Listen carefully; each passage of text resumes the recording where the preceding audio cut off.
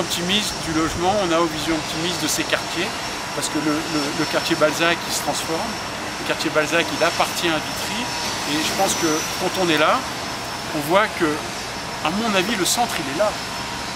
Le centre, tout d'un coup, ces banlieues deviennent des centres.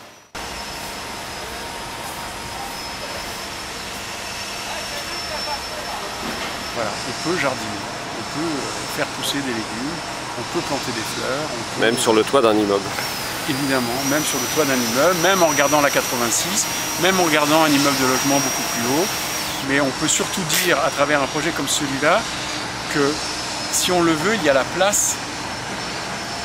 Il y a la place pour donner plus, faire en sorte que des gens, des logements sociaux, puissent avoir au fond, en plus d'un logement confortable, des espaces communs extérieurs. Parce qu'au fond, cette canopée, c'est aussi ça. Cette idée de dire, c'est aussi une réflexion urbaine.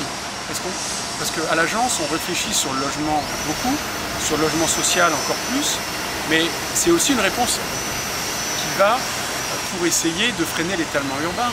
Est-ce qu'on ne peut pas imaginer une autre façon d'habiter? Est-ce qu'on ne peut pas trouver des logements avec des espaces extérieurs et tout d'un coup, à un endroit donné, répartis de différentes façons, des petits jardinets à l'extérieur de son logement? Pourquoi pas? Proposons des lieux généreux, proposons des lieux où les gens peuvent arriver à faire autre chose qu'habiter.